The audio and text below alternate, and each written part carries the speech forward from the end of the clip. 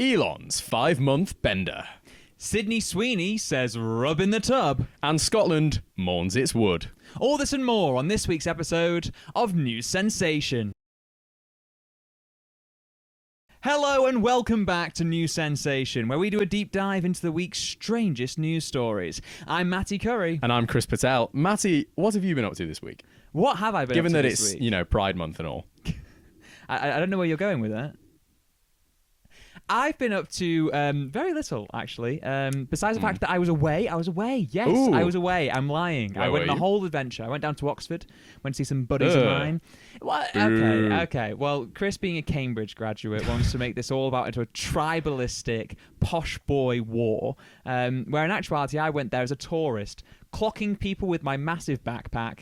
I think they were probably clocking you. Yes. It's probably tote bags in Oxford. And falling victim to street scammers. So, what did you do with your weekend, Chris? Well, I did a lot of research on the Jeffrey Epstein case.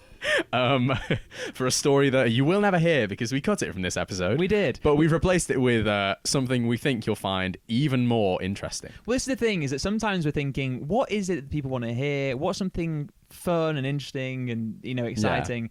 Yeah. And the first thing that always springs to mind is the suicide of famous paedophiles. Yeah, certainly the death of famous paedophiles. Wow, this is the debate. So basically the FBI, this is not our first story. But our first story of the day, yeah. Jeffrey Epstein, the New York financier, Jeff Epstein? That same guy. That same guy? Yeah. No. I knew him when... No. That was the funny thing about his arrest. Everyone came out to say... This is the funny part, guys. Come on. This is the punchline. Bear with us. Everyone came out to say, I don't know him. I've literally never met him. We've got the flight logs. They were on the plane. Yeah. You're in the digital age now. There's photos. Yeah. We're not conspiracy theorists. We're not conspiracy theorists. Because really the conspiracies that are actually real, you don't need to be a conspiracy theorist to see. They're obvious. Yeah. It's just people to fly to, the moon landing was fake. Well, obviously wasn't. But people are conspiring to make us dumber with AI. We do also have the flight logs for Apollo 11. Ghislaine Maxwell, first trip to the moon. That was the first feminist space flight. Jeff Bezos, eat your heart out. What? When Ghislaine went to the moon. With Apollo 11. To the moon. Yeah. She was actually the third person on that on the craft. Yeah. Everyone thinks it's what's his Along face? with Jane Doe and Jane Doe, Bill Clinton, Buzz Aldrin. Oh dear. And speaking of getting ourselves into trouble with the states, Chris, what is our first story of today? So, hang up the bunting. Elon Musk has left the White House. Hey! I'm not going to be impartial. I was very happy to hear this news. He was never going to be there for an extended engagement. It was always a temporary role. It was on work really, experience. Let's face it, did he do significant damage to the United States? It's going to take years to roll back, and did he actually get his job done? Yes, actually. He's done it all. And are we going to pretend that it's not going to affect us, even though it probably will in profound ways? Yes. Yes, absolutely. Yeah, we're over here. We're sitting pretty on this side of the pond. Yeah. But you can't undo pollution. Now, Chris... Elon's exit was actually no ordinary exit. It was a tale of drugs, sex, and punch-ups from the very heart of the American administration. Oh, Chris, tell me more. Shall we get right into it? So, the New York Times reported that last year, on the campaign trail, when he was jumping about like a maniac in the air for Donald Trump... Doing the X.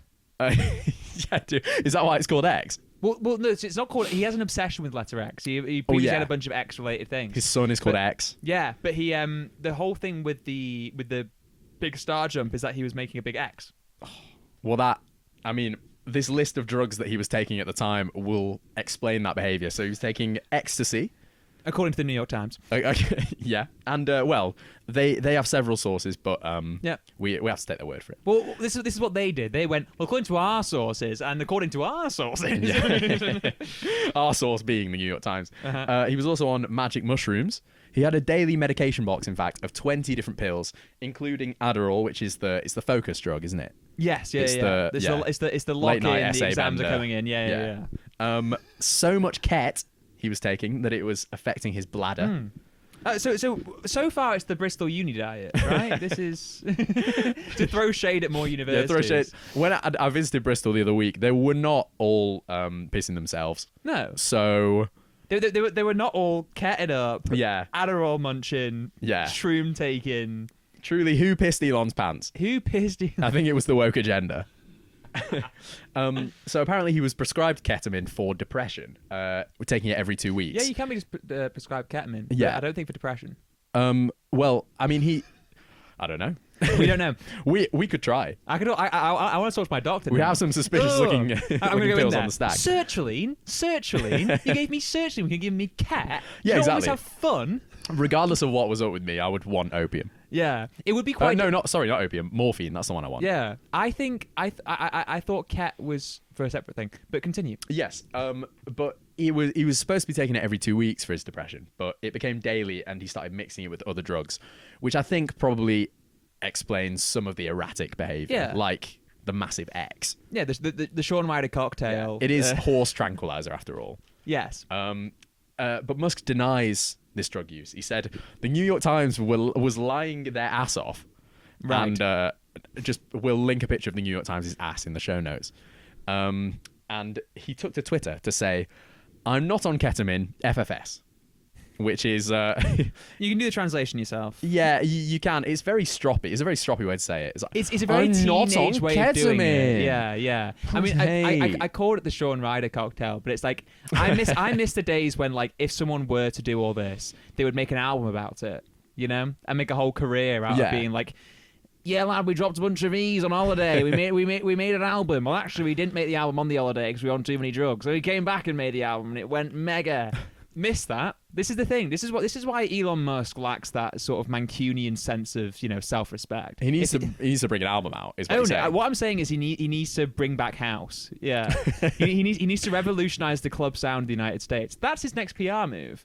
I think so. He's already gone on Twitter to complain about the administration's bill. I think if he really wants to rebuild public trust, the hacienda, we're missing it. You know what I mean? He has complained about their bill. He's been squabbling with. Basically, he's turning into the far right's Azalea Banks. Yeah. Isn't Azalea Banks? But no. Azalea Banks also has beef with Elon Musk, so that's a whole rabbit hole. But sorry, there's something on my mic. Is it any of the cocktail? Is that a bit? Is that a bit of leftover ket from your Bristol trip? Yeah. Emphasis on trip. Some magic beans have got their way into my magic beans. My mic. But yeah, he has beefed Republican lawmakers over the so-called Big Beautiful Bill, saying it was a disgusting abomination and saying it was massive, outrageous, and pork-filled. Yeah, friendly fire. Is what I'm gonna say. But also, it's an interesting move. There, it feels like are we seeing Elon Musk finally advocate for halal policies? Yeah. Well, or he's going a different way. Maybe he's seen a line. He's going, this bill's not kosher. Having taken a look at his Twitter, probably not. Probably not. Having looked at all of X in the last few years, probably not. He's also had a go at all politicians who betrayed the American people. He said, in a brazen misunderstanding of how the electoral system works in America, in November next year, we fire all politicians who betrayed the American people. Yeah, that's absolutely not what an election is. You go to the polls. You do that. You go in a matter of months. Yeah. I'm promised there'll be something on. He could do his album release. Well, I mean, but to be fair, he's talking about midterms, right? I made myself look very stupid. You made yourself look very stupid. I thought you were saying that what they don't do is fire people, which is absolutely the case. Yeah. They kind of just shuffle the box around a little bit. But Chris, there are such a thing as the very famous midterms. Musk could launch his album alongside. If Musk launches his house album halfway through the Trump presidency and it sees a massive swing for either party in the midterms, I think that would be the greatest political assignment for a politics student in the next 20 years. Yeah, Kamala's brat. Elon is... Elon's house? Something that rhymes with brat. No. Well, he certainly is, Chris. Now tell me about the punch-up that potentially happened with this man who might rhyme with a brat. Yeah, I did promise you drugs, sex, and punch-ups. So Elon Musk was sporting a black eye at his final briefing with Trump this week, which he said came from his 5-year-old son, who I remind viewers is called X-A12. Yes. Normal behavior. Or is it like Kyle? Technically, they call him sometimes. Kyle? I hadn't heard that. Yeah. You would, wouldn't you? The name means is like he calls him something else. Kyle Musk sounds like a kind of like Lynx knockoff, just like a bro fragrance. Kyle Musk. You got the new Kyle Musk. You got that Kyle Musk, dude. Yeah. We went to school with a few lads with a Kyle Musk, let me tell you. We certainly did. They were strangers to the shower. But we suspect that it could be some sordid sex scandal that's to blame for this sucker punch. We suspect, or our sources suspect. Our sources. People on the internet have had their fun with it. So Katie Miller is a top Doge advisor, and she's leaving the White House around now, so when Elon's leaving, to work with Musk full-time, basically as his PA. She's going to sort out his non-political engagements, which will, I guess, be all his engagements. Yeah. Or like, I think it's interviews, kind of personality interviews. Sure. As much as, insofar as he has a personality. Yeah, good luck with that interviewer. Yeah. She's married to White House Deputy Chief of Staff Stephen Miller. Are you familiar with Stephen Miller? I'm not familiar with Stephen Miller. Stephen Miller, he's known for sharing neo-Nazi novels and looking like the man on the front of the Pritt sticks. We'll link a photo of him. He very much does. What, look like the man on the front of Pritt stick? Yeah. He's just like flat topped or what? Yeah, it's basically like a lipstick.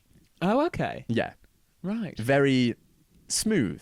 He's a smooth operator. He's a smooth. Well, when he's sharing the neo-Nazi novels on the. Yeah. Look into that. Well, maybe not too closely. Maybe not too closely. Don't read too much. Don't read of too that. many chapters. Yeah. If you're like about 100 pages into that research, I'm going to start getting a little bit worried about you. So I'm not going to lie. The internet saying Musk has stolen Miller's wife because of this. Right. So Democrats tweeted a picture of a cook chair. The Democrat official account did that. The official Democrat account. I've got a lot of problems with the Democratic Party, but that is very funny. Their ex has been pretty top notch in recent weeks. Yeah. At the expense of everything else. Yeah. But effective scrutiny of the government, not so. But memes, they're getting there. They're getting memes there. and holding up signs saying, "This isn't normal." It's just like, whoa, slow down. Just etching a name in the revolutionaries. Riots in the Congress, people. My goodness. So basically, the Democrats are insinuating that Miller has been cooked by Elon Musk. Yeah. Well, I'm seeing that one piece of evidence that someone has pointed to is rather interesting, if not still massively vague. Yeah. So somebody has tweeted. This is a black eye delivered by someone who can't throw a punch, and also Stephen Miller's wife just left him for Elon Musk. Second bit, false. But also Stephen Miller is left-handed. Now, I want to know how they know that. Have they been looking at what he signs pictures with, or is it like a transfer marked for like politicians where you can see like their footedness? The White House five-a-side team. Yeah. He typically plays as either a left winger or as a cutting inside from the right. An inverted fullback. No, he typically plays from the bench, Matty. From the cook chair. Well, he's the backup striker. Yeah. He's the backup big man. There's more that I will say. Usually someone else is getting in the box. You're terrible. You're terrible. I will say there's more evidence for the drug stuff than for the sex stuff. So when Doge took over the Institute of Peace, right, which I'd never heard of, it sounds a bit 1984. It does. But it's an organization within the US government that promotes conflict resolution. Okay. How's that going? the absolute barn burner. Yeah. Literally, the barn's burned down and it's not been put out yet. Yeah, I'm moving all my chips off that. But Doge took over it. So Musk's army of turbo nerds basically were tasked with running this Isn't non-profit. that self-proclaimed, though? We can call them that, right? Well, we can call them that. We're proclaiming it too.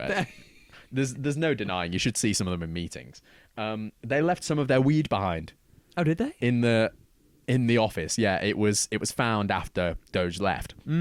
Which begs the question: weed and conflict resolution? Maybe it's something that they haven't tried. I think they're onto something there. Yeah, that's the first time they've come onto something close to resembling an actual effective peace agreement during this presidency. Yeah, exactly. Like what? We're all on a floating rock, guys. What if we just Vladimir? Vladdy, come sit down with me. I wish I could do a Musk. I want to get Zelensky in here. We're gonna light it up. We're gonna have a good time. I walked in here. I said, "Wow, good times." If they hotbox the Oval Office at any point during this presidency, will I be able to overlook the human rights abuses of sending people to sort of concentration camps in El Salvador? Potentially. No. That's where Matty stands. No, that's not where I stand. That's not where I stand. Speaking of where Matty stands. Well, actually, folks, it's that time of year again. Yes, say it quietly. I'm gay and maybe that's okay. It's okay, Matty. This is a safe space. Is it a safe space? Well, it might be safer than a Target because Target's Pride Month feature has seen a bit of criticism, and not for the first time. Yes, obviously, every company now tries to hop onto the bandwagon of Pride every year, well, so long as it suits their political interests, because Target are in the midst of a DEI rollback that has seen a fall in foot traffic across their stores, including an 11-week period that was only halted during what Forbes described as April's Holy Week, which is basically the holidays where like every major religion seems to have something kicking off. Right. So people need supplies to have a good time. Yeah. You know what I mean? You got to get some Easter eggs. Juneteenth's coming up. That's another thing where people do the most, and it's not always in the best taste. I really want to see what Target's strategy is for Juneteenth, because they've had a very interesting 6 months with the black community, which prompted their CEO to have a meeting with Reverend Al Sharpton. But we will get to that, just to whet your appetite there. To understand what they have done for Pride Month, it's a rather exciting range. You can check it out. It includes a all-cream hoodie. Just blank. Why is cream relevant to Pride Month? Well, but they have these laces. You know the lace on hoodies you can kind of like pull and like fittingly hide away. Yeah. Hide yourself away. Right. Cover your face in shame. And on the laces it says out loud and proud. Now, the laces are a dark kind of navy or black. The out loud is in a white, but the proud, rainbow colored. 5 letters. 5 letters. That's as many as they already have. Not as many as they already have. as many as they already have. They're way behind on the letters. Yeah. And there also are way more than 5 colours in the rainbow, so a lot of people missing out there. Yeah. But if you look at the image of it, you would just see a faint blop of colour that kind of drips onto the laces at some point along this massive cream canopy that looks a bit more midsummer than Pride Month. I think I had something more Pride related in our year 11 school play. Year 11? Year 10? Year 10. Year 10. Of Joseph and his amazing Technicolor Dreamcoat. And that was a white hoodie with like a weird with like a paint effect rainbow on them. splosh on it. Yeah. And so even then we were really taming it. Yeah. And this is going even further back. Can you make a hoodie gay also? I feel like it's quite a straight-coded item of clothing. Crop it? Oh, yeah. Well, they should have done that. They should have done that. If it was a cropped canvas hoodie. Is this for people who need to hide their sexuality to their parents? Potentially. And their face if as you well. want to spice up your wardrobe this season, get the Target Closet collection. Also, we have to pull up the way you say the word closet. What's someone saying? I thought he closet? was doing a bit where he was pretending to be from New York. He was like, "Hey, I'm in the closet." I'm in the closet. Well, You heard it here first. Look, here's the thing. I mix up how I say things on the daily because I want my accent to be as impossible to locate as possible. I want people to scratch their At head. the same time, proclaiming Manchester all the time. Yeah. I wear a bead necklace all day, all the time, everywhere I go. Yeah. Just to make it even more confusing. People kind of go, "That's not Manchester." He must be an entomologist. People do wonder. There's also like I go to the south and no one knows what it means. And I'm like, have you not had like access to the news in the last 8 years or anything like that? Yeah, I mean, people from the south, they're horrendously bad at They think I'm a really big distinguishing areas of the Brentford north. fan. Yeah. And I'm only a big fan of Brian and Boomer. But anyway, You're a fan of raw honey. I'm a fan of raw honey. Hey, there's something in that with raw honey. There's There's too much in that. Look, there's also a tote bag as part of this collection that's also just a beige with some thin stripes of light along there. That again, if you told me it's a rainbow, I'd be like, I don't think it is. Tote bag's pretty gay to start with. Yeah, they've done a little bit better there. But I think they've stripped it back. I think you've got a symbol that the gay community has happily adopted, and you've somehow made it look like something that a straight middle-aged mother would go shopping with. Yeah, you need an independent bookshop. That's got some M&S groceries in it, that bag. There's also a bandana they have, which is like slightly flowery, and the text on it. And again, you could put so much for Pride Month, so many political messages that you could water down for commercial use. Instead, they put always have been, always will be, which is so vague. What does that mean? It's so gloriously vague that I mean, as I was like researching this, all that came to mind was that it's less camp as Christmas and more camp as a marketing strategy meeting. It feels How do so we appease the people who are shooting cans of Bud Light in their backyard? Yes, well, this is the thing. They are worried about those people because the CEO has released a memo for the whole staff and everyone involved, as well as a few people who are kind of like tangentially related, so consultants and data analysts. And it has received a little bit of backlash. The CEO is a man called Brian Cornell, and he was the one who was in charge of their DEI role back in January, which has prompted a lot of outrage. But he's also effectively said, look, these are things around Target. It's circumstances, things being done onto Target that we can't control. When in actuality, it is a direct response to your actions. Yeah, not every company in America is rolling back DEI. No, exactly. Well, Global Data, who do, as you can imagine, data analysts for retail, a member of their team, Neil Saunders, posted a very visceral LinkedIn post that I thought was absolutely glorious. And it won't be the first time I go to LinkedIn, as my granddad calls it, at some point during this show. Closet. Anyway, he critiqued the Target higher-ups for not being honest and open, which seems to be the case, and becoming snippier and more defensive with journalists. So we've got that to look forward to. Yep. He also capped off the post with, and this is the reason I'm bringing it up, an AI animation of the Eye of Sauron staring down at a Target store, as if to suggest that Brian Cornell is the Dark Lord Sauron gazing down on the hobbits at work. Oh, I thought Sauron store. was the gay community. No. It's the other way. It's the other way around, surely. I would be very worried for Neil Saunders' career if he was suggesting that the gay community is gazing down. Because, I mean, they have been under scrutiny, but it isn't just from a upset gay community and actually the broader LGBTQ plus community at large, which this month is celebrating the entirety of. Because a few years ago, they got into a different kind of scandal. Oh, yeah. Where because they were almost too enthusiastic to be involved in Pride Month, they became targets of what can only be described as a smear campaign that potentially got deadly. Well, if you're speechless as well, here's what happened. Don't talk while we're talking. Sit down. Where are you going? The story's just getting really juicy. Come back. Come back, please. In 2023, Target released their Pride Month range, and it was met with a lot of backlash, including over fake items such as, let me get the exact wording on this, tuck-friendly clothing for children. Now, there were tuck-friendly swimsuits for adults. Because, right. You know, Adults be tucking. Adults be tucking. Tucking is, part of the community, and especially it's come into sort of a public consensus and understanding of what it is through things like drag, where it is a big part of drag. Exactly. And so, look, it was made there for adults. People immediately went, they're selling it to kids.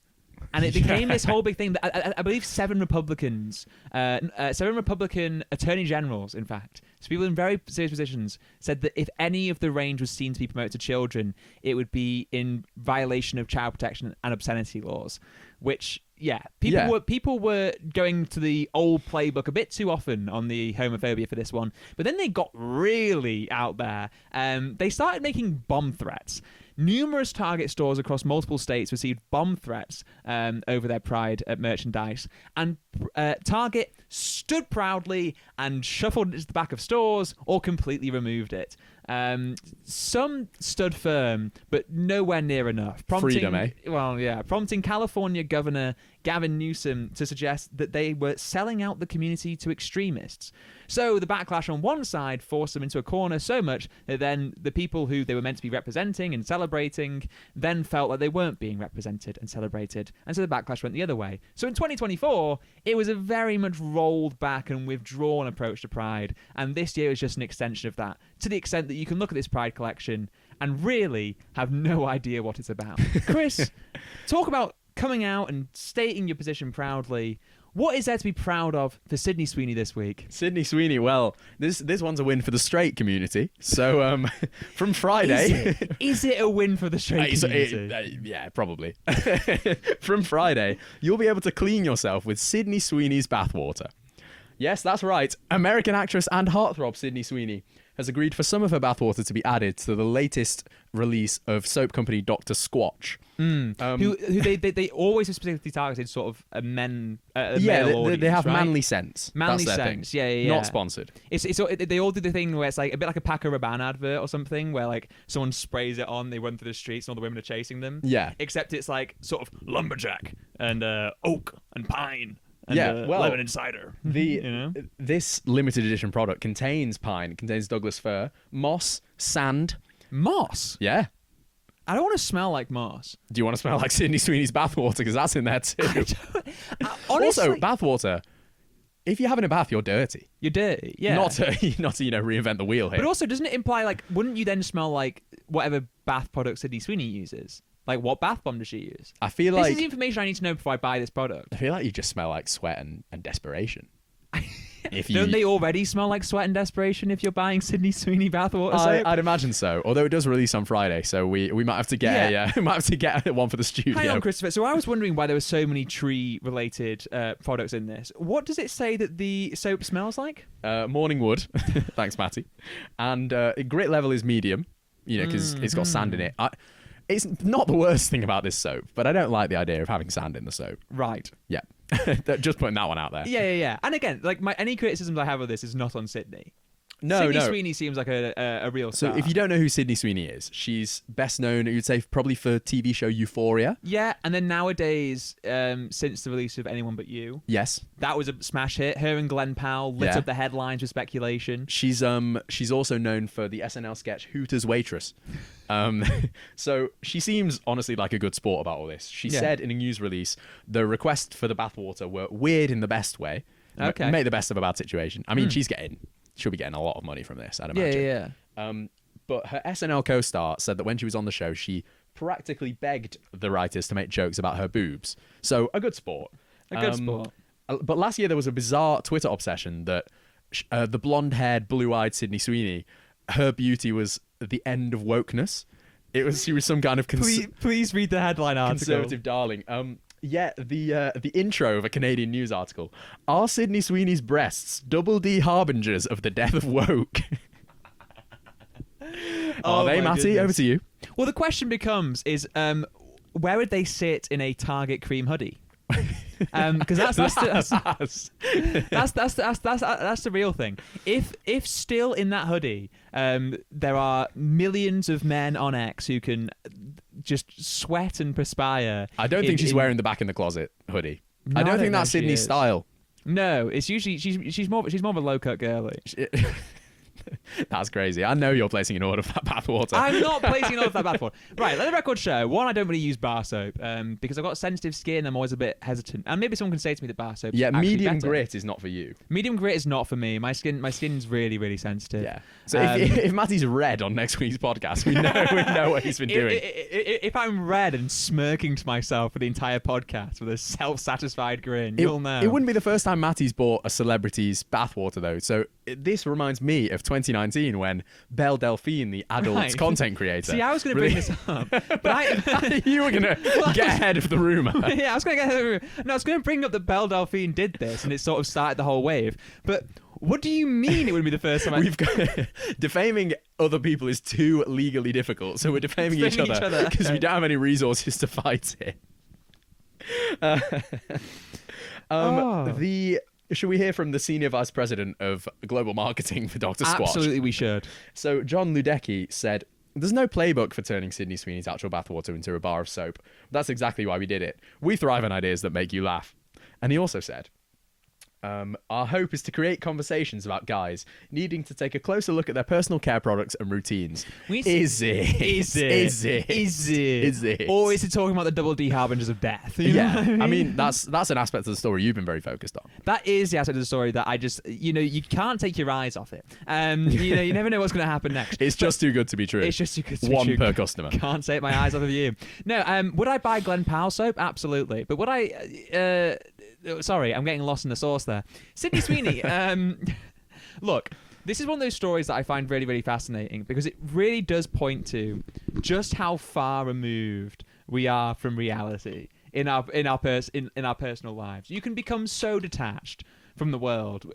As we steadily become more and more isolated, the more and more we find ourselves calling out for a admittedly super hot celebrity's bathwater. And it's like there's a song in one of my favorite films, The Prince of Egypt, which is now a stage play, where I knew you'd use this story to tell the story of Exodus. Yes, I always do.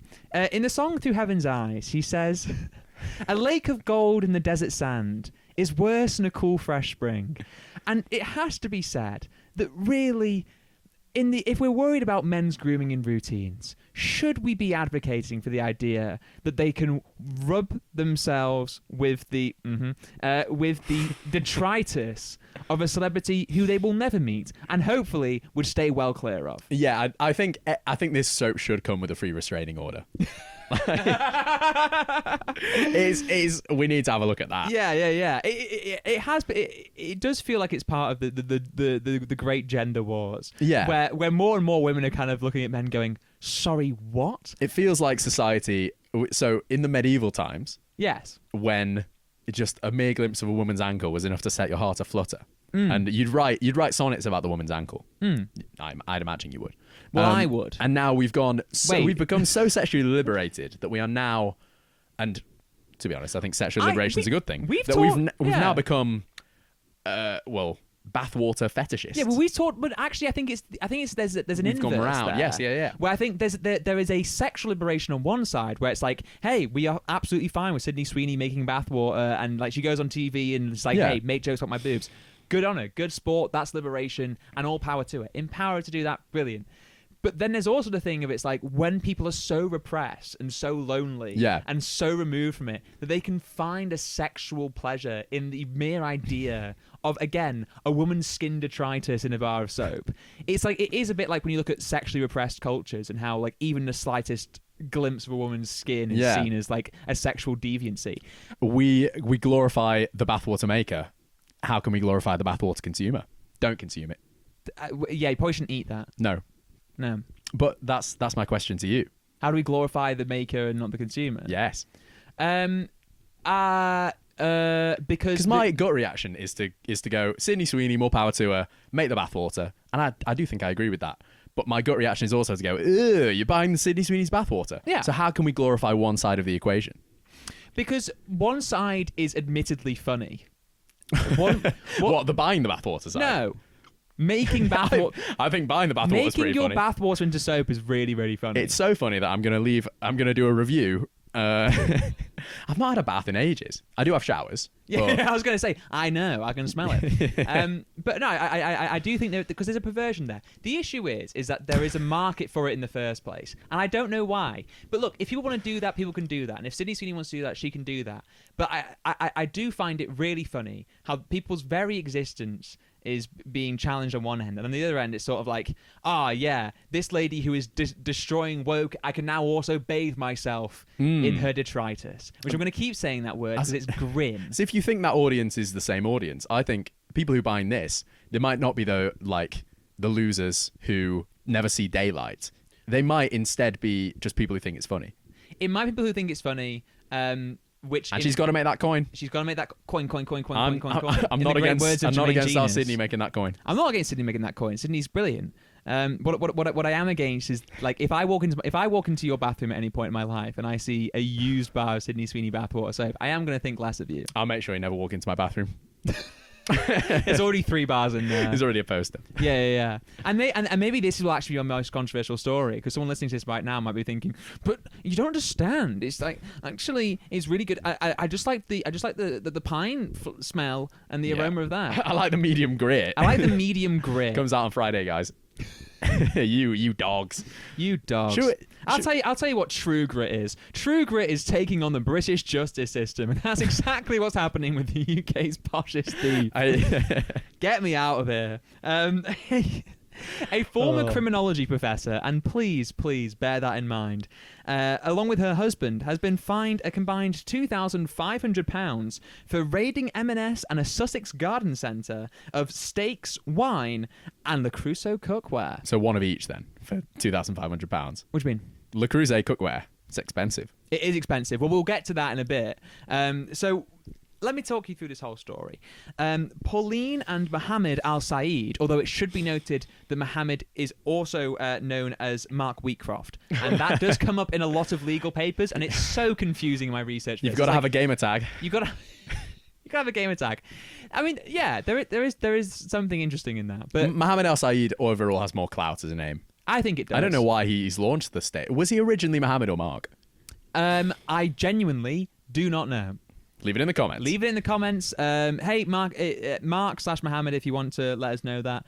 I'm going to Londonderry it for the rest of the show. Al Saeed Wheatcroft said... So, Pauline and Mohammed Al Saeed were sentenced this past week after being found guilty last year of the thefts and of one count of assault. So, the couple had stolen more than £1,000 worth of items across M&S and the Old Barn Garden Centre. So during the raid of the Old Barn, which is, like I said, in Sussex, Mohammed/Mark threatened to punch security with the ensuing physicals garnering him that guilty assault charge. I believe he threatened to punch him, and then the report said that there was contact with the back, which... Hey, yo. Happy Pride Month. Pauline was stopped trying to exit with 2 bags of unpaid goods. One bag was of spirits, including gin and spiced rum, while the other one had even more booze and, like we said, Le Creuset, cookware, and a condiment set. Oh. Yeah, this is the thing. This story is marvelous because usually when you hear about shoplifting stories, it can be all manner of things, but there's usually at least to some level some necessities in there. Yeah. There's something great about gin and spiced rum. The mixes of a refined. If it were me, I would steal those.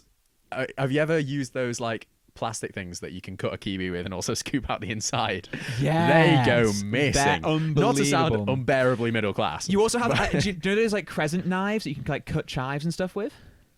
No, it's more of like a European, I think, or even perhaps a Middle Eastern. You've North lost African me there. So, well, I'll tell you what I always lose: cheesecake forks. Cheesecake forks. Oh, cake forks are marvelous. Oh, yes, they are. Big fan of cake forks. We are the exact audience of the Al Saeed raid. We are. You could fit so many of them in a Le Creuset pot.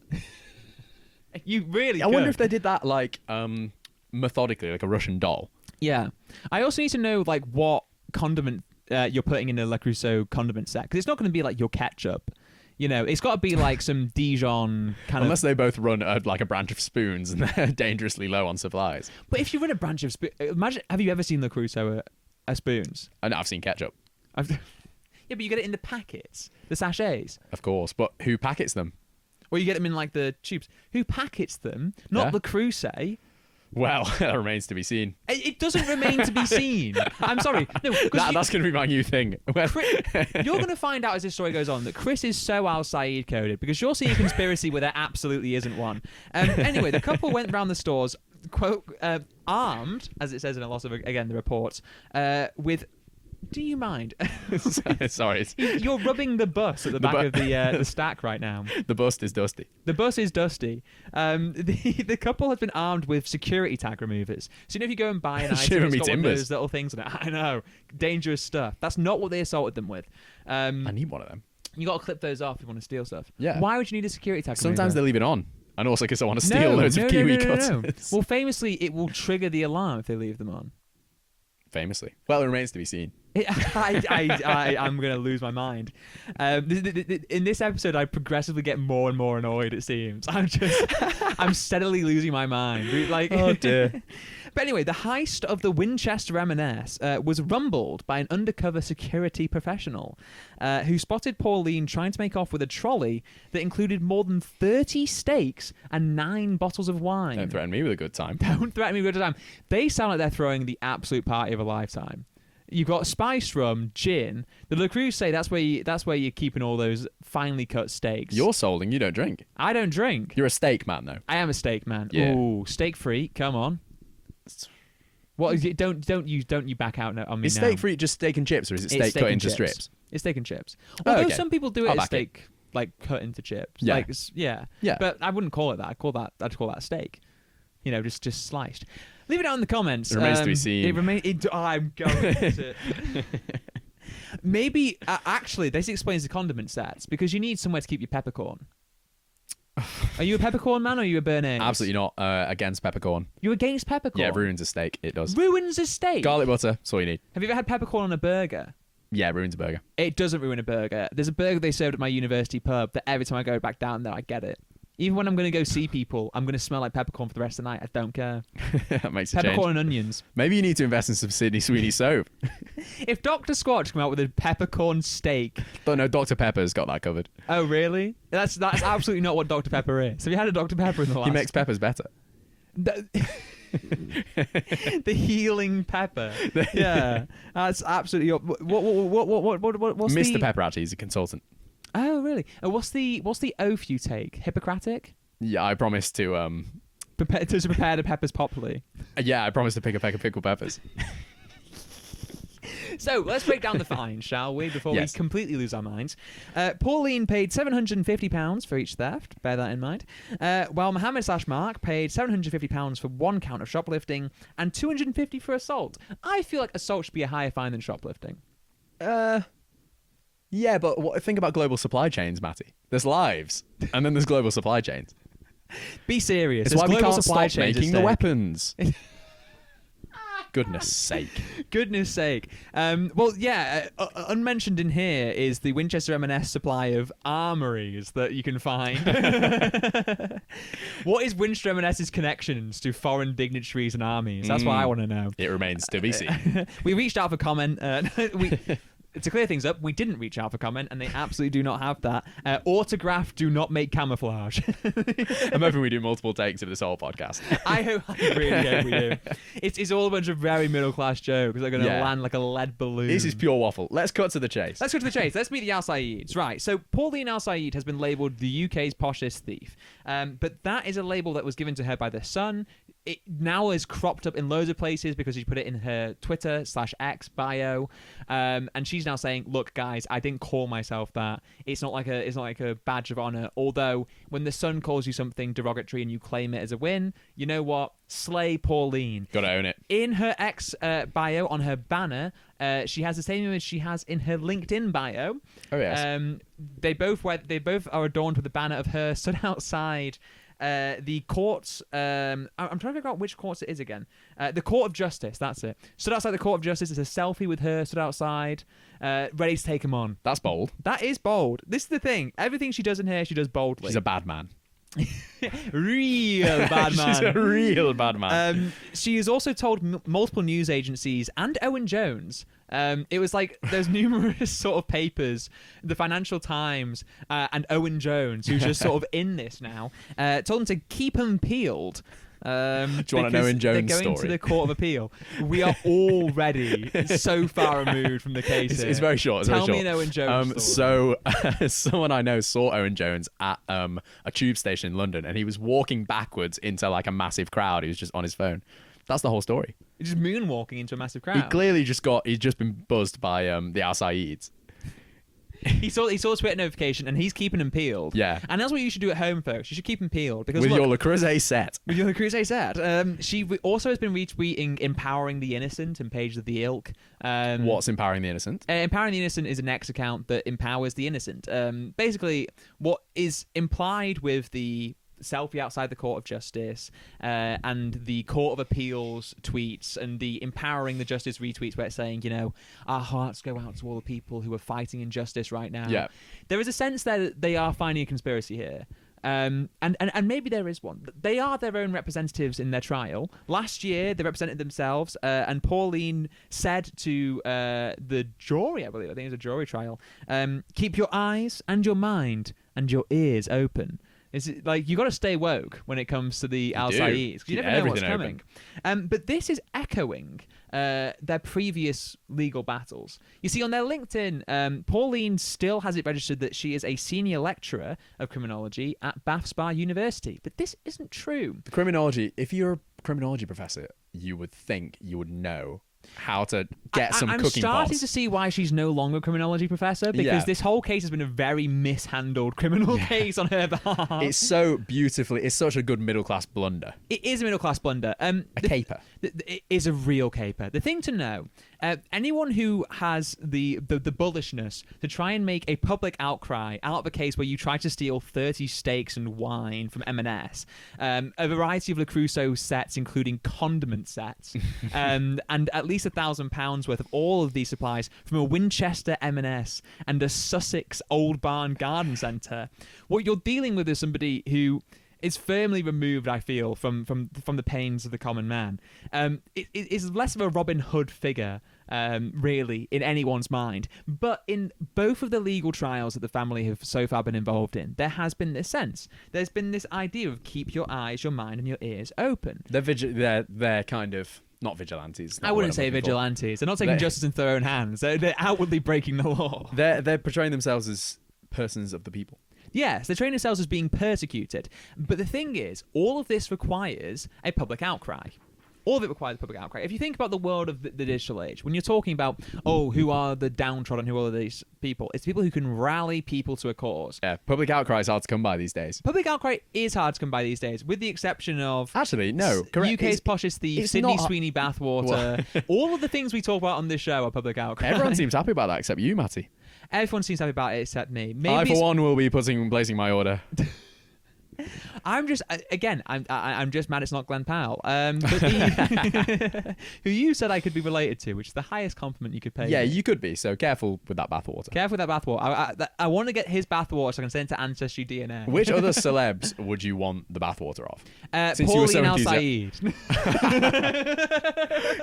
It's more of a broth. It's kind of steeped in there. I want a broth served in a Le Creuset cookware set. Yeah, Le Creuset bath. Yeah. Broiled steak, and that's all I want. Yeah. A peppercorn sauce made Broiled. of the Al Saeed Collective. I shouldn't be saying all of these things because it's disgusting. But how about I think this is an act of penance that Brian Cornell could do? Because you know how I mentioned that the CEO of Target went to talk to Reverend Al Sharpton? Oh, yeah. Maybe there was a communication in that meeting which seemed to have kind of gone nowhere.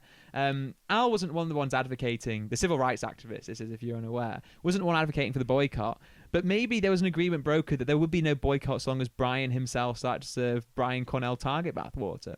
Maybe this is the best way to just keep public appeal high. That's a sentence that nobody would be able to understand Nobody if can they hadn't understand listened to this episode. And if you have stuck with us for this you long... You still won't understand it. You rule, you rock, and... You rock, and you are officially invited on the party bus. We'll be bringing out the New Sensation merch line, the kind of on the fence about pride New Sensation merch line. We're going to make the logo rainbow and nothing else. Yeah, welcome to the New Sensation Modesty Month. Yeah, and then on July the 1st, we're going to hit a switch, and all the hoodies around the country are going to turn to black and white. Yeah. You know what we should get? You know how you can have like those like zipped trousers where you can turn them into shorts? They should have like a hoodie, a bright hoodie, where you can like make it a crop hoodie. Huh? Where you can like if you zip, there's like a zip on the hoodie and it looks like a pocket. It's not. You unzip it, and it's like a detachable crop.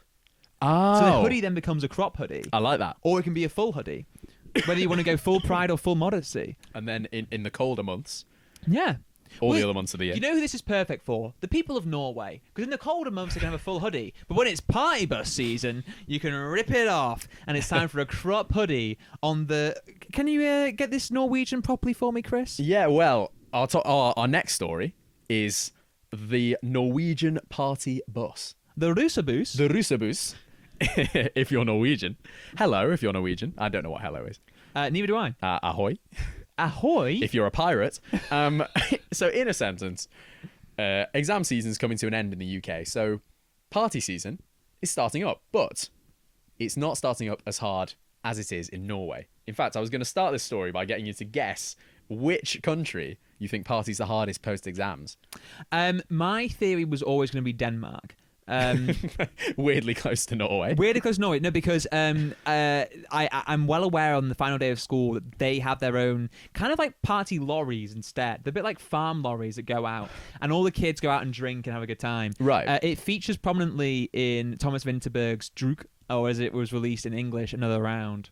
Okay. And so like the big dance scene towards the end of that was like probably the most iconic scene of that film. Well, the famously wild Danish population don't take the crown this time. Okay. It's actually the Norwegians. So it's a tradition in Norway for school leavers to rent a party bus for a month-long bender, Oh. which sounds pretty good to us, but politicians... Or to Elon Musk. Yeah, well, yeah. Make it 5. That's rookie numbers, Norway. Pump it up. Politicians say it's gone too far. So, the concept of a russebus, what is it, I hear you cry?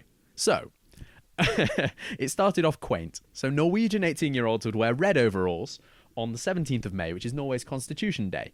Okay. And it came that day comes after their last school exams have finished. And they have one final big blowout to ring in the start of adulthood, the end of the exactly, and the end of their school days. But this party, this whole party celebration period, which is called russefeiring, has been getting earlier and earlier. So it's actually now over a month before the Constitution Day, which means it's during their exams. During their exams? Well, not actually during the actual exams, but during the exam period. Right. So they're turning up tired, hungover, possibly high to their exams. And peak condition. Well, yeah, I mean, I was once in a GCSE maths exam and somebody took a Viagra. So... I forgot about that. Yes. Yeah. Oh man, I was up for a long time. We won't name and shame, but we should have seen that coming from him. Yeah. It was kind of on brand. He will be buying the bathwater. He's one for the bathwater. I cannot stress enough how much he'll be buying the bathwater. Yeah. He'll be having a rub in the toe. It's one per customer. He'll be making fake accounts. Is he one per customer? Yeah. Well, yeah. Oh, we've got to change the Steady order. on Matty. Add 60 to the basket. The Matty Curry bathwater that we're releasing at the end of the summer, that's free for all. Yeah. And speaking of free for alls, the russebus drives around all night, every night, from midnight until the early morning, and they play loud music and party all night. Sounds great. A small fortune is often spent renting the buses, though. So there were 2 students who went 1 million kroner in debt renting a bus. So that's about 85 grand. And some of the bus groups have a budget up to 3 million kroner. It's 220 grand, even if they choose just to rent the bus. And to raise the money, how do you think they raise the money? I don't know. Sell their bathwater, maybe? I would sell the bathwater. They could either sell the bathwater, make a modest collection of prize merchandise, or help Trump get office. So these school kids, they will often sell toilet paper to their friends, family, and neighbours to try to pay for it. But hey, that diet of raw fish and whatever else they eat in Norway. The raw fish? Yeah, in Norway. They eat fish, but it's like what? Like you think like sardines or like? Yeah, they probably eat raw fish. That's just speculation. It remains to be seen. It remains to but they still often end up using savings or going into debt. Why politicians hate it? This is very serious. It sounds very political. Like if a politician got done for being on the russebus, that's like that feels like a Daily Star headline. Yeah, I mean the russebus is 18 and some 17-year-olds, so that wouldn't rule out some politicians. The russebus is coming. Oh dear. So they don't like it because all the boring reasons: heavy drinking, drug use, and not much sleep during your exams. I mean, I've reached an age where I recognise that makes sense. Yeah. But also, party poopers. Party poopers. And some teenagers also feel left out because they can't afford the cost of this bus. So students have to pledge money towards it often. They do like a whip round for the party bus. And there's also a very interesting vehicle safety point. So the top brass in Norway is trying to outlaw buses with sideways facing seats, which these party buses often have. So, you know the students I mentioned before who went into debt? Yes. 1 million kroner. They've already rented their 2026 party bus, and they might not be able to use it if it's not road legal. So of all the illegal shenanigans that go on these buses, the sideways seats. It's got to be the sideways seats. Oh, so God forbid. Here's some more interesting details than the vehicle safety. So russebus started in the 1980s. Of course it did. Yeah, as all things do, started in the 1980s. Among elite schools, including the 1990s. Yeah, it started among elite schools, but it's now on a national scale. So you've already been introduced to russefeiring. That's the name they give to the whole period. The students involved are called Russ, which is funny. I'll be calling them Russ from now on. the students graffiti the side of their bus with different designs. So I saw one that had Il Padrino on the side. It was Godfather themed. It had a massive James Gandolfini on the side. And So it's Sopranos themed? it's sometimes Soprano themed. Some of them think like American Funfair, like Elvis getting surgery done on him by dodgy extraterrestrials. spray painted. Yeah, exactly. Like Sydney Sweeney in a bath. It's often done by pro graffiti artists, and they're not the only professionals who help out. So there's also Russe music, which is music made for these groups of students in the buses. Big name artists, they'll make like a generic party track with dirty lyrics, and then they will sell it to the group for anywhere between a couple of hundred to tens of thousands of dollars. This is a great grift. This is a great grift. Now, I knew Norway was expensive. This is outrageous. Yeah, that's one pint. Students hand out Rus cards, which is a picture of the Rus in their worst imaginable state. So, like, Brilliant. blackout, with a penis drawn on your forehead. It's just good old-fashioned fun. Yeah, but Good, clean fun. it's not always for everyone. So, No. Vice spent 24 hours on a Russabus in 2018, and they reported that only 20 of the 150 who applied to be on the bus got a spot. This is starting to make more and more sense the more you realise that it's just the popular kids. Yeah, the popular rich kids. If you're not on the list, you ain't coming into the Russabus. Was Frank Ocean's Super Rich Kids written about the Russabus kids? I'd imagine so. Yeah. He needs to release another album before Russabus is Also, outlawed. this is a far more lecherous Russification than the one we studied at school. Yeah, when I was looking at all these Norwegian little articles, Alexander III policy joke for you there. yeah, for you Tsarist Russia fans out there. Sorry, not Tsarist. Yeah, Alexander Tsarist. III. Oh yes. Yeah, Russification. Wow. Come on. I've been having a mare. I've been having you last week. Don't say that to me. You're not getting any of my bathwater, sunshine. So eyes up from the script, Matty, because we're going to play a game. Okay. So there's a number of Russakanuta or Okay. Rus challenges which people have to complete within this period. So I've got a list of 12. I want you to pick 3 numbers at random, and I'll tell you which challenges you've been selected to do. Okay. 12, 4, and 3. 12, 4, and 3. So 12 is pretty positive. You've got to get the meningitis vaccine. Yay! And 3, you have to abstain from sex. Already ahead of you. Get vaccinated, abstain from sex. I'm on a roll already. Tick, tick. Yeah, you what's way the next ahead of one? us on number 4 as well. You've got to read pornography in public. That's what this show is. It's me talking about Sydney Sweeney's bath times and recording it and putting it online. So I surfed the web. Tick, tick, tick. I surfed the web. And here, the list of Ruskanuta goes from pretty tame, so things like 24 beers in 24 hours. A million beers. As I say, that's pretty tame. I would struggle with that because I don't drink. I would also struggle with that, and I do drink. Yeah. In the style of the Half-Blood Prince, I think it's you have to keep drinking. I think it's one of those. 24 and 24 nap hours in the middle of is that. insane. It is insane because, like, if you do 10 and then go to sleep, you're going to be wrecked when you get up. Yeah. You've got to keep drinking. Yeah. Harry shuffling. If Norwegian 17-year-olds can do Yeah. it, so can we. One Ruskanuta. Tell that to Erling Haaland scoring 9 goals for Norway at that age. Oh, he's Ridiculous. had great seasons in the past. Go on. Another Ruskanuta is failing an exam. Right. It seems like you're just going to do that anyway. Me? No, The drunk kids. Yeah. Have you got any exams coming up, Matty? No, but I keep thinking I do. We've talked about my stress nightmares before. We have. That was the first thing you guys ever heard. On New Sensation is my anxiety. Yeah. You'd have Dochi style anxiety from some of the rest The of this. anxiety during exam season must be insane for the Roosters. It must be crazy. Like, Next. what did I do last night? I want to hear what's Did right. I drink alcohol with a tampon in my mouth? Gagged. Spend the night in the middle of a roundabout or up a tree. Nice. Have a bath outside. Okay. Sydney. Sydney. Show up at the police station and ask to kiss a police officer. Hello, Mr. Police Officer. Hello, Mr. Police Officer. Can I have a kiss? Can I have a rusa kiss? A rusa kiss. Imagine like a big Viking police officer looking down at you there, just like, yes. Yes. Sleep in a teacher's back garden. Ooh. That's another one. Been there. Have sex outdoors. You can tick them both off if the teacher's disreputable. And then there was get meningitis vaccine. Get checked for chlamydia. Hey, these are very, very good picks, apart from the ones that are technically a crime. Yeah, they sound like all the faintest things that go on at a rugby initiation. Yeah. In 2013, One Direction touched down in Oslo during their European tour, and the Rus invited the band on board the Russabus. That's incredible. A couple of newspapers said that this culminated in Harry Styles, who was 19 at the time, kissing one of the Rus, but he insists that he didn't. Okay. Me and Harry Styles, we share a birthday. This is true. Not the same year. Not but the same year. Same day. Harry was overjoyed to get the invite to jump on the bus with screaming fans, a source told The Sun. There were loads of girls pawing him, but he focused on Camilla. Camilla's the name of the Rus. Of the invited Rus him who- on the bus. The Rus on the bus. And the Rus on the bus go round and round. Camila. Yeah. It's very Dr. Seuss. It got pretty sweaty in there. I bet it did. Bloody hell.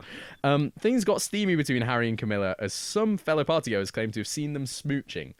Harry says that that didn't happen, but Liam Payne, God rest his soul, said that Harry had a wild night aboard the bus. You should have seen him. At 12:15 the next day, he was seen lying there knocked out naked on the floor of his hotel. Champion.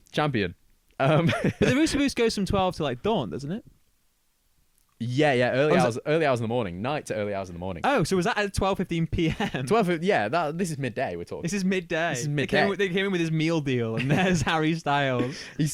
Harry said as soon as he went on board the bus, 3 beers got poured on him. I like how he knew the number. Yeah, he's like, that's Dry glazer. That quantity of liquid. Dry glazer? But yeah, he says, I did behave.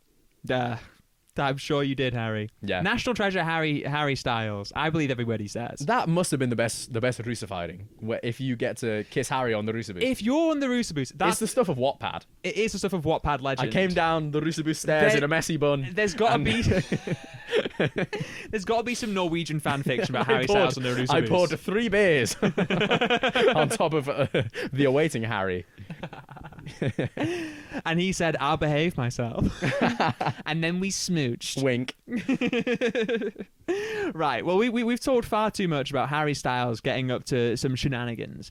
Let's talk about what I think is another uniting force for the country. Not just an appreciation of Harry Styles' infinitely catchy pop songs, but an injustice. More injustice? More injustice. I don't know if I can take it, Matty. This is the stuff that the Al Saeeds dream of. The public are banding together, so far over 400 signatures, which is not that many, to save the penis woodland. That's right, anyone who is familiar with driving around Scotland, specifically on the M74, will be well known, they'll know well. The Borbag Woods, the Treenis, the Cock of the North. Can we have that in an accent, please? The Borbag Woods, the Treenis, the Cock of the North. Truly, when you imagine Burnham Wood removing itself to Dunsinane, you can imagine the great formation of something as powerful as the penis. I was from my father's Borbag untimely ripped. Weren't we all? According to the what's the page they're using for it? Ah, yes, the change.org page for it. The iconic cultivation is at risk of being felled by a farmer for the sake of grazing. And if you see this from the air, this is literally, this penis shape is the only trees that are around. It's the only woodlands around. It is. You've got these great hills rising out of a beautiful, luscious, but very sort of like low-lying valley. It's like a place in the sun. It is like a place in the sun. This spacious four-bedroom property is shaped like a penis. But yes, they've demanded that people please sign this petition to help save this penis of photosynthesis. And with your support, we will be able to either have a tree preservation order implemented or discuss options with the farmer to improve his grazing land, yet still maintain this important woodland. He wants to hire those 2 lads who cut down the sycamore gap tree. Yes, yeah. Those 2 idiots. the schmucks of the year. Yeah. We should do awards at the end of the year. Well, yeah, we should. A bit like at the end of like a school trip. Yeah. Do you want to hear some of the people's comments on the page? Please. Well, I'm going to leave one. I'm already passionate about this. Yeah. Well, Creed has said, I love big things. I hope this can be saved. Angus said it's iconic and 10,000 inches of forest. And Nathan said, I want the absolute massive landmark to stay here for the years to come. So do I, Nathan. So do I. So if you're willing to get involved, we're going to rally the troops. Get on the Save the Penis Woodland. Keep them peeled. Yep. Because because hopefully there'll be more news to come about this great and audacious landmark. If any of you are passing through Borbag Woods Yeah, if or you're on the Trines, M74. then shoot us a message at newssensationpod@gmail.com. That's newssensationpod@gmail.com. Or you can message our Instagram at News Sensation. You can. It's please join our 33 followers. Stop counting, Chris. You It makes it worse. too can be the 34th man. You can be the 34th man, and you can be the 400-something signature on the Save the Penis Woodland Change.org page. But for now, I've been Matty Curry. I've been Chris Patel. And thank you for joining us. Keep 'em peeled.